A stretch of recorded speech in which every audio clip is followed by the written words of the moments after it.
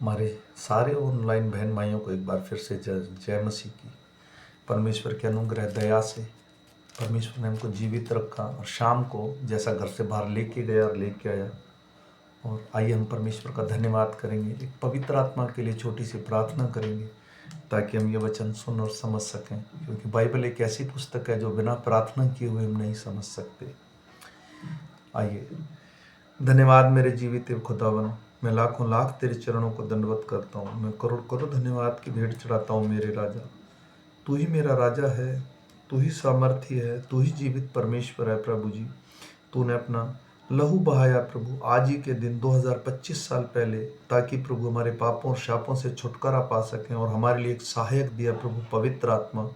प्रभु जी, जितने मेरे बहन भाई ऑनलाइन इस वचन को सुने प्रभु, जो तुझे चाहते हैं प्रभु जी, जो तेरे वचन को ढूंढते हैं प्रभु जी, ओ प्रभु उन प्रत्येक हृदय को छू ले, ताकि प्रभु जी वो मसा कर सकें प्रभु और तेरे वचन को सामर्थ्य से अपने हृदय में प्रभु जी बो सकें। मैं सारा आदर सारी महिमा तुझे देता हूँ, सब कुछ तेरे बलवंत हाथों में सौंपते हुए छोटी सी विनती तेरे प्यारे बेटे मेरे उद्धार करता यीशु नासरी के नाम से मांगकर पा लेता हूँ पिता, आमीन। मेरे भाई और बहनों, आज हम शाम का वचन पढ़ेंगे। लव अवस्था 16 अध्याय। जब हारून के दो पुत्र यहोवा के सामने समीप जाकर मर गए, उसके बाद यहोवा ने मूसा से बातें की और यहोवा के मूसा से कहा, अपने भाई हारून से यह कह कि संदूक के ऊपर प्रायश्चित वाले ढकने के आगे बीच वाले पर्दे के अंदर पवित्र स्थान में हर एक ना प्रवेश करे, नहीं तो वह मर जाएगा, क्योंकि मैं प्रायश्चित वाले ढकने के ऊपर बादल में दिखाई दूंगा। जब हारून पवित्र स्थान में प्रवेश करे तो वह इस रीति से प्रवेश करे, अर्थात पाप बलि के लिए एक बछड़े को और होम बलि के लिए एक मेंढे को लेकर आए। वह सनी के कपड़े का पवित्र अंगरखा और अपने तन पर सनी के कपड़े की जांघिया पहने हुए और सनी के कपड़े का कटीबंद और सनी के कपड़े की पगड़ी भी बांधे हुए प्रवेश करे। ये पवित्र वस्त्र हैं और वह जल से स्नान करके उन्हें पहने। फिर वह इजरायलियों की मंडली के पास से पाप बलि के लिए 2 बकरे और होम बलि के लिए एक मेढ़ा ले, और हारून उसको पाप बलि के बछड़े को उसी के लिए होगा वह चढ़ाकर उसके घराने के लिए प्रायश्चित करे, और तब दोनों बकरों को लेकर मिलाप वाले तंबू के द्वार पर यहोवा के सामने खड़ा करे, और हारून दोनों बकरों पर चिट्ठी डाले, एक चिट्ठी यहोवा के लिए और दूसरी अजाजेल के लिए हो।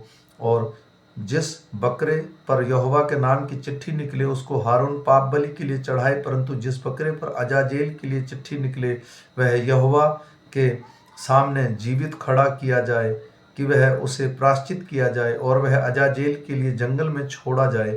हारून उस पाप बलि के बछड़े को जो उसके लिए होगा समीप ले आए और उसको बलिदान करके अपने और घराने के लिए प्रायश्चित करे, और जो वेदी के सम्मुख है उस पर जलते हुए कोयले से भरे एक धूपदान को लेकर और उसकी दोनों मुट्ठियों को कूटे हुए सुगंधित धूप से भरकर बीच वाले पर्दे के भीतर ले आकर उस धूप को यहोवा के सम्मुख आग में डालें, जिससे धूप का धुआं साक्षी पत्र के ऊपर प्रायश्चित के ढकने के ऊपर छा जाए, नहीं तो वह मर जाएगा। तब वह बछड़े को लहू से कुछ लेकर पूरब की ओर प्रायश्चित के ढकने के ऊपर अपनी उंगली से छिड़के, और फिर उस लहू में से कुछ उस उंगली के द्वारा ढकने के समीप के 7 बार छिड़क दे। फिर वह उसे पाप बलि के बकरे को जो साधारण जनता के लिए होगा बलिदान करके उसके लहू को बीच वाले पर्दे के भीतर ले, और जिस प्रकार बछड़े के लहू से उसने किया था ठीक वैसा ही वह बकरे के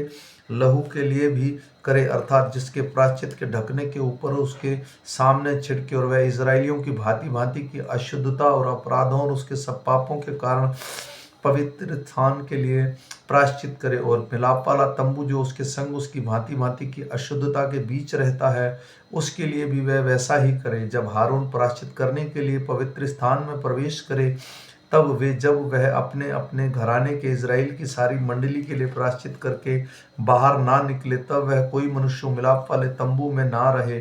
फिर वह निकलकर उस वेदी के पास जो यहोवा के सामने है जाए और उसके लिए प्रायश्चित करे, अर्थात बछड़े के लहू और बकरे के लहू दोनों में से कुछ लेकर वेदी के चारों कोनों को सींगों पर लगाए, और वह लहू में से कुछ अपनी उंगली के द्वारा 7 बार उस पर छिड़क कर उसे इजराइलियों को भांति भांति की अशुद्धता छुड़ाकर शुद्ध और पवित्र करे। जब वह पवित्र स्थान में मिलाप वाले तंबू और वेदी के लिए प्रायश्चित कर चुके, तब जीवित बकरे को अलग ले आए और हारून अपने दोनों हाथों को जीवित बकरे पर रखे। इजराइलियों की यह धर्म के कामों और उसके सब अपराधों तथा उसके सारे पापों को अंगीकार करे और उसके बकरे के सिर पर धरकर उसे किसी मनुष्य के हाथ में जो काम के लिए तैयार हो जंगल में भेज के छुड़वा दे। वह बकरा उनके सब अधर्म के कामों को और उनके ऊपर लदे हुए निजी निर्जन स्थानों में उठा ले जाएगा। इसलिए वह मनुष्य उस बकरे को जंगल में छोड़ दे। तब हारून मिलाप वाले तंबू में आए और जिस सनी के वस्त्रों को पहने हुए उसने पवित्र स्थान में प्रवेश किया था, उन्हें उतार कर वहीं पर रख दे। फिर वह किसी पवित्र स्थान में जल के स्नान कर अपने निजी वस्त्र पहन ले और बाहर जाकर अपने होमबलि और साधारण जनता के होमबलि को चढ़ाकर अपने और जनता के लिए प्रायश्चित करे और पाप बलि की चर्बी को वह वेदी पर जलाए। और जो मनुष्य बकरे को अजेजेल के लिए छोड़ आए वह भी अपने वस्त्रों को धोए और जल से स्नान करे और तब वह छावनी में प्रवेश करे। और पाप बलि का बछड़ा और पाप बलि का बकरा भी जिन्हें लहू पवित्र स्थान में प्रायश्चित करने के लिए पहुंचाया जाए, वे दोनों छावनी के बाहर पहुंचाए जाएं और उसका चमड़ा, मांस और गोबर आग में जला दिया जाए और वे उसको जलाएं। वह अपने वस्त्रों को धोए और जल से स्नान करे और इसके बाद वह छावनी में प्रवेश करने पाए। तुम लोगों के लिए यह सदा की विधि होगी कि 7वें महीने के 10वें दिन को तुम अपने अपने जीव को दुख देना। और उस दिन चाहे कोई तुम्हारे निजी देश का हो, चाहे तुम्हारे बीच में रहने वाला कोई परदेशी हो, कोई भी किसी प्रकार का काम काज ना करे, क्योंकि उस दिन तुम्हें शुद्ध करने के लिए तुम्हारे निमित्त प्रायश्चित किया जाएगा और तुम अपने सब पापों से यहोवा के सम्मुख पवित्र ठहरोगे। यह तुम्हारे लिए परम पवित्र विश्राम का दिन ठहरे और तुम उस दिन अपने अपने जीव को दुख देना। यह सदा की विधि है। और जिसने अपने पिता के स्थान पर याजक पद के लिए अभिषेक और संस्कार किया जाए, वह याजक प्रायश्चित करे, अर्थात वह सनी के पवित्र वस्त्रों को पहनकर पवित्र स्थान में मिलाप वाले तंबू और वेदी के लिए प्रायश्चित करे और याजकों और मंडली के सब लोगों के लिए प्रायश्चित करे। और यह तुम्हारे लिए सदा की विधि होगी और इजरायलियों के लिए प्रतिवर्ष एक बार तुम्हारे सारे पापों के लिए प्रायश्चित किया जाए, यहोवा की इस आज्ञा के अनुसार जो उसने मूसा को दी थी, हारून ने किया। आमीन। मेरे बहन भाइयों, ये जो आज हमने वचन पढ़ा, इसमें परमेश्वर ने बताया है कि आपको किस तरह से अपने पापों को क्षमा करना है। ये इजरायलियों के लिए था।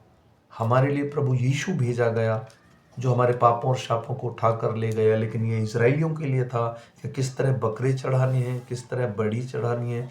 ये हजारों साल पुरानी विधि है, ये उन लोगों के लिए था। लेकिन इसमें दिखाया गया है कि हमारे पाप किस तरह वो ले गया। इसी तरह प्रभु यीशु, जैसे मैं सुबह नया नियम पढ़ता हूँ, आप देखिए प्रभु यीशु पकड़वाया गया, ये उसी से मेल खाता है। आप सुबह का वचन अगर आप सुनेंगे, आज का भी सुना, आप कल का भी सुनिए, तो आप उसमें पाएंगे कि ठीक इसी तरह से, जिस तरह से हमारे पापों और शापों के लिए प्रभु यीशु मारा गया, पहले वो बलि दी जाती थी, अब वो बलि बंद कर दी गई है। क्योंकि प्रभु यीशु ने, यूहन्ना बपतिस्मा दाता ने कहा था, देखो जगत के पापों को उठाकर ले जाने वाला मेमना। तो इसीलिए बलि बंद हो चुकी है और परमेश्वर ने हमारे लिए एक सदा अनंत काल तक के लिए एक जीवन रखा है, जिसे स्वर्गीय जीवन कहते हैं, ताकि हम शांति से अपने परिवारों में गुजार सकें। और मेरे भाई और बहनों, जो मुझे फॉलो करेगा, हो सकता है बीच में कोई एक हफ्ता रह जाए, साल में आप पूरी की पूरी बाइबल कंप्लीट कर लेंगे, 1 जनवरी से लेके और 31 दिसंबर तक। फिर मिलेंगे सुबह के वचन के साथ। मैं आशा करता हूँ हमको और हमारे परिवारों को जब तक परमेश्वर संभाल के रखेगा और आशीष देगा। सबको जय मसीह की।